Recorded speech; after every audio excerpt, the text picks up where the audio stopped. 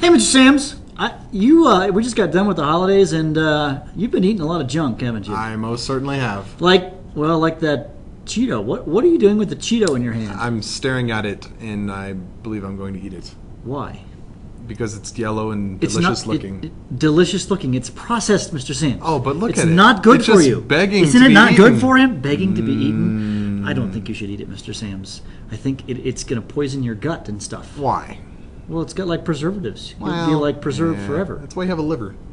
Okay, well, whatever you want to do, but I ain't putting that stuff in my body. No. So, we're talking about energy today, Mr. Sams. Thermal energy and heat capacity. So there's energy in that. There is. Quite a bit. This is in why I fact. eat them, so I can have lots of energy. Yeah, but it's not the kind of energy that's going to help build muscles. Oh, I You want good, strong muscles. Ah. And that stuff just, Well, it turns into fat. How much energy is in this? I bet we can figure that out. All right, let's do that. Before I eat it, I kind of want to know how much Okay. is in there. All right, well, let's right. get on to the lesson then. Okay. All right. Well, before we get there, we should probably talk, how do you measure energy? Oh, okay. Well, what unit measures energy? The answer is a calorie. So we Right. could determine how many calories are in the Cheeto, right? Okay. Okay. So now, what is a calorie? Well, it's the energy it takes to raise 1 gram of a substance 1 degree Celsius. Actually, this is wrong, Mr. Sams. It's 1 gram of water. 1 degree Celsius. You're So right. a calorie is 1 gram of water, 1 degree Celsius. That's So the energy it takes to do that. yes, Yeah. the energy it takes to that is called 1 calorie Okay. of energy. Now, that we should actually make a distinction here. Yeah, because that's true. a food calorie is actually a kilocalorie. It's 1 kcal. So, or 1,000 little which is calories. 1,000 calories. So when you look in the back of your candy bar there and it says, 250 calories, that's actually 250,000 little calories. In fact, they actually use a capital C calorie Yeah. to indicate that it's a kilocalorie. So yeah, that's actually true. So that's a calorie. Now, scientists aren't always that interested in using calories, Calories, though. right. There's another unit for the SI system, International System of Units, called the joule, named after Mr. Joule, Prescott Joule. Cool picture of Prescott here. Looks like an old I love that guy. beard. Yeah, wish I could do that. Yeah, I could. I can't. Oh, I could easily do that. What is the basic unit of energy in the SI system is called the joule, and the conversion for calories to joules, there's 4.18 joules in a calorie. Okay. And that's a little calorie. All right. And we abbreviated J. I see what Capital we got there. J. Okay. Yep, that's correct. Let's not worry about this. Yeah. Yeah, we don't care about that. All Okay, right. that's physics stuff. Okay. So how do we measure energy? Energy is a tricky thing to measure. It is. We have to measure changes that occur in order to measure our Yeah. energy. So the way we- we're going to do it in here is we're going to use water. Yeah, we're going to heat up some water Yeah. or cool it down. In this case, we'll probably heat it up. And if we know the mass of the water and the temperature of the water, the specific heat is known. Now, there's a new word here, something called the specific heat, and we're going to learn about that a little Right. bit later. But that's abbreviated C. And it's also called heat capacity. Heat capacity, Right. that's So two correct. different terms. Specific heat and heat capacity are the same thing. Yep, that's correct. Okay, so there's an important equation called the thermal energy equation. And this is the equation. Q is equal to mc delta T, where Q is your energy, Yep. Or your heat measured in joules. and that'll be in joules. Okay. M is the mass. The mass. C is this new thing we're talking about. It's called the heat capacity, or the specific heat. Sometimes called specific heat capacity.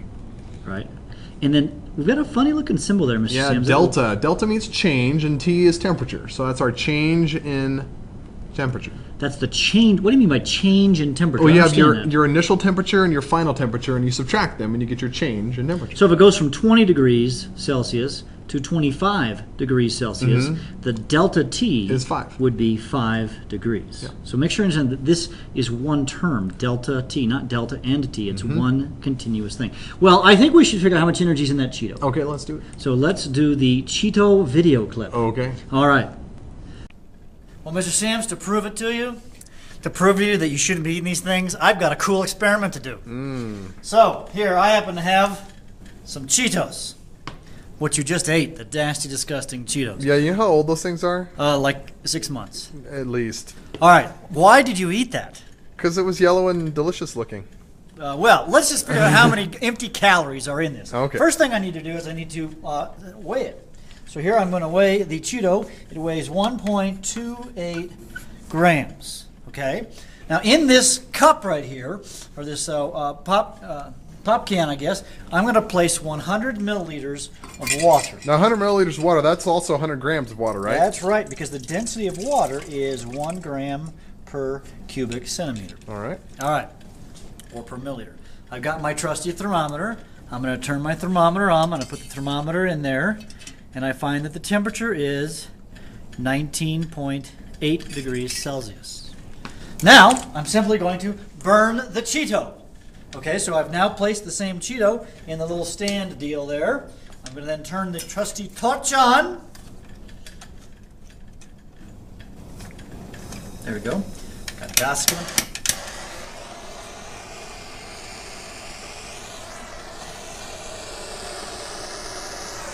And now we are burning the torch, the Cheeto torch. Notice how it burns. And what's it doing to the water is it's heating up the water. And as it heats up the water, we're going to measure the change in temperature of the water. And then we can determine how many calories are in a Cheeto. Whoops. It fell off. We're losing a little bit of our heat to our... Mr. Bergman knows how to solve that problem. Hey. Just do that. So we have a significant source of error, but we'll be in the ballpark. Yeah, we're going to be low. So the sad thing is once I get the final number, Mr. Sams, it will be lower than the real answer. Oh, you're right. Because all this energy is going to go, oh, it stinks, going to go into, all right, I think we're done. Yeah. All right, so now let's go back and do our, oh, hey, one more thing. We need to measure the temperature of the water. So now we need to measure the temperature of the water.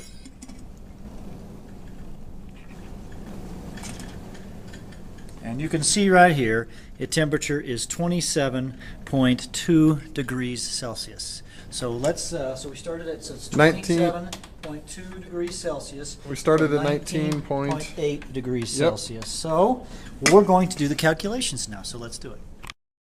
Mr. Sams, there was a lot of energy in that Cheeto. Yeah, there definitely was. Yeah, so what we're going to do is do the math here. Alrighty. Well, we got this equation, Q is equal to MC delta T. Right. And the Q is what we're trying to find. Right. So what was the mass of the Cheeto? No, it's the mass of the water. Right. 'cause It's 100 grams of water. Is That's what we right, had. we had 100 grams of water. And C for water is always 4.18 joules over gram degrees Celsius. 4.18 joules per gram degree Notice Celsius. we're not having any naked numbers. None of that. Nah. And the temperature went from 27.2. 27.2. That was the final temperature. Right. And it started at 19.8, so I'm going to subtract those. And So I take 27.2 and I subtract 19.8. and you get 7.4. I get 7.4. So this that's our is delta T. 7.4 degrees Celsius. So I just multiplied these answers out. And by the way, look at the units before I multiply out. The grams are going to cancel here, and so will the degrees Celsius, and you'll be left with joules. Convenient. So I'm going to take 100, times 4.18 times 7.4 gives me a grand total of 3,000. 3,100. Yeah, 3,100 joules. Now, in terms of kilojoules, by the way, that would be 3.1 kilojoules. Right. Sometimes your answer is asked for in kilojoules, so just divide by 1,000. So now let's just for fun convert that to calories, Mr. Sam. So Okay. 3.1 kilojoules. We want to actually convert to kilocalories is what I want Like to do. food calories? Because it's a food calorie. Okay. And I could say kilojoules to kilocalories, and there are 4.18 kilojoules in 1 kilocalorie, Okay. right? So that's going to be about 0.8 maybe? 0.74. 0.74 calories per Cheeto. Okay. Now we were low because we dropped it on That's the table. true. We lost a lot of I'm our going to energy. guess that you were probably off by a factor of 2. I'm going to say per Cheeto you're about 2 calories. Okay. So if you ate 100 Cheetos, 200 calories, 200 about what's calories. in a can of soda. yeah. All right. Yeah, so it wasn't as bad. I like but my still, Cheetos. That's not still so bad. probably empty calories. But Right. that's how you do now, that. these folks. little chocolates we determined a while back, they're like, what, 80 calories each or Yeah, something like that? So yeah. I'd have to eat like 40 Cheetos for the amount of energy that's in one of these. So which is better for you? Probably the Cheetos. I'm thinking so. Yeah, Yeah. but yeah, the Cheetos are mostly puffy air. You're paying a lot of money for air. Yeah, that's true. I prefer chocolate anyhow. Okay, cool. Make this. Well, let's talk about heat capacity itself now, or Okay. specific heat. Specific heat. Heat capacity, specific heat, same thing. So what's heat capacity? It's the heat required to raise the temperature of an object 1 degree Celsius. So if I want to take some pure substance, water, metal, whatever, and raise it 1 degree Celsius, that would be its heat capacity. So specific heat or heat capacity, same thing. Same These thing. are the same things right here. Is the energy required to raise 1 gram of a substance 1 degree Celsius. And I have a table over here. Yeah. So for example, air, Yeah. it's 1. This is in the joules. 1 gram per joule per gram degree Celsius. Right. for air, aluminum Okay. 0.9, ethyl alcohol 2.45, and notice the one that we used a little bit earlier, water, Hey, that 4.18. That one's a lot higher than the rest of them. But it's not that bad, it's just 4. Well, that's 4 times more than the metal. Yeah, actually, interesting thing, guys. A lot of people think that that seems like just a relatively small number, 4.18. Well, it turns out this is a huge number. Yeah. The highest specific heat of anything I know of is water, 4.18. And Most that's- things have tiny specific And that's a heats. good thing because we're mostly water. And if we walked outside on a hot summer day in the sun and water had a low specific heat, we would heat up really, really fast. But Yeah. as it is, our body temperature doesn't change all that much because it's Exactly. really hard to change the temperature of water. Yep. So that's exactly right. Okay, so how can we actually figure out the heat capacity of a substance? Okay. Well, the answer comes back to, it's a cool experiment. So let's do an example here to explain it. I can determine the specific heat of a metal. So if I have a metal, you can see there's a metal here in this beaker. I can then measure the change in temperature. Think about weird about energies. You can't measure it directly. I can't just stick it on a scale and say there's this much energy. I have Right. to indirectly measure it by heating up water or some substance. Water's the typical thing that we heat up. And so basically what you can do is you can take a hot piece of metal, put it into some cold water, and you can assume that the energy lost by the metal is the energy gained by the water. Okay. And then you can do the calculation. Hey, Let's demonstrate. we could actually do this very experiment here. Right, and you're actually going to do this in class if you're Yep. in our class. It's a lab, so this will be a little demo on how to get it set up, and then you'll do it in class. All right, so let's have Mr. Sams do. Okay, what we're going to show you now is how to determine the specific heat of a metal. So if you look in this beaker here, we have a piece of aluminum down there in the bottom, and it's being heated in this water, and the water is currently 92 and some change, 92.1 degrees. Okay, so I'm just going to jot that down. That's my initial temperature of my metal, 92.1 degrees Celsius. Boiling water, 92.1? Yeah, we don't live at sea level here. We're up a bit higher than that. Okay, so what I'm going to do is I'm going to take that hot metal and I'm going to put it into some cool water, and I'm going to see at what temperature they equilibrate at. So I'm going to use my high-tech calorimeter here. It's also known as a styrofoam coffee cup, and I have 250 milliliters of water. 250 milliliters of water is 250 grams of water. Let's jot that number down. 250 grams of water. Okay, so I'm just going to put that in here, and I also need the temperature of my water, and the temperature of my water is 19.8 degrees Celsius. So that's my initial water temperature. Now, what I'm going to do is I'm going to take my hot metal, I'm going to put it in my cold water, and the temperature of the metal will go down, and the temperature of the water will go up. And eventually they're going to reach the same temperature.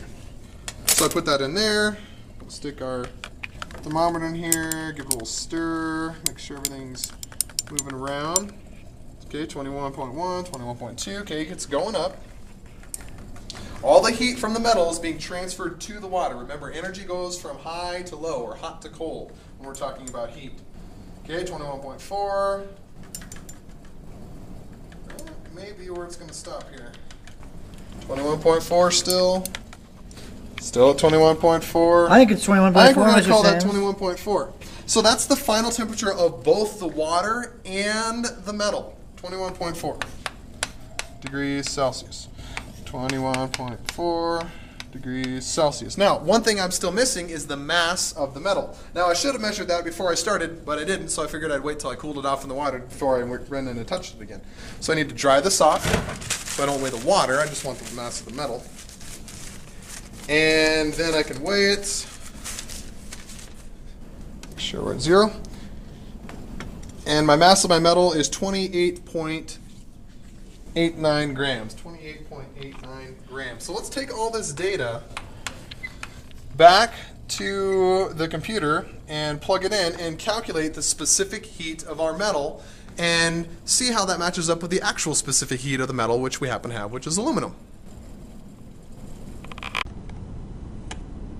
Well, here's the data you collected, Mr. Sams, right on the screen. Alrighty. So what do we got? We got the metal and we got the water. So Yeah. we can assume that the energy lost by the metal is equal to energy gained by the water. Right. So we're going to use our equation, MC delta T. Actually, Q equals MC delta T equals Q equals MC delta T. But the cool thing is what? Q The equals, Q is the same. The Q's are the same. So this refers to the metal, and this is the water. So the mass of the metal will be, what was it, 28.89. 28.89 degrees Celsius. No, grams. times the specific heat of the metal. Which we're trying to find. That's going to be just C, times the change in temperature of the metal. Now, it went from 92. Now, wait a second. How did you get 92 degrees Celsius on that, Mr. Sams? It was in the boiling water. But I didn't measure. You didn't stick your thermometer in the metal. No, but the metal had been in there for a few minutes, Yeah. so we're assuming that the temperature of the metal So is we're making the an same as the assumption, water. folks. 7.7 degrees Celsius. And so that's going to be equal to the mass of the water, which is 250 grams, times the specific heat of the water. Now, we do know that number. 4.18, always and forever. That's 4.18 joules per gram degrees Celsius. And the change in temperature went from 21.4 to 19.6. I can't do that in my head. 1.6. 1.6, yeah, 1.6 degrees Celsius. Okay, so now what I'm going to do is I'm going to multiply these numbers on the left. 28.89 times 70.7. So this is going to be 2,000. I'm going to round that. 2,043 times C. And that's going to be equal to, now the other side, 250 times 4.18 times 1.6. There's no variables on that side, so that's equal to 1672. Now this C right here is not like Celsius. No. It's just the variable. Right, it's like X. It's like X. So I'm going to divide both sides by 2,043. That cost crosses the 2,043 out, so I'll take 1,672 divided by 2043 gives me 0.818. 0.8. 0.8 joules per gram degree Celsius. Now I think we should check and see how Yeah, that let's go compares. look back on the table. We had the table a couple of screens ago, and There it is. Hold on, we got a. Aluminum was 0.90. 0.9. We got 0.8, or actually it was closer to 0.82. 0.90, that's not too bad. Pretty good for doing it in like 3 minute, a 3 minute Yeah, experiment. and I think I spilled some water somewhere in there. Yeah. So it was actually 0.82, my mistake Yeah. here. So the real answer was 0.90, and we had 0.80. That's, or 82, right? Actually, Yeah, if we were to actually calculate the percentage error, how would we do that, Mr. Yeah, Sams? well, we take what we got 0.82 minus what we should have minus got. 0.90.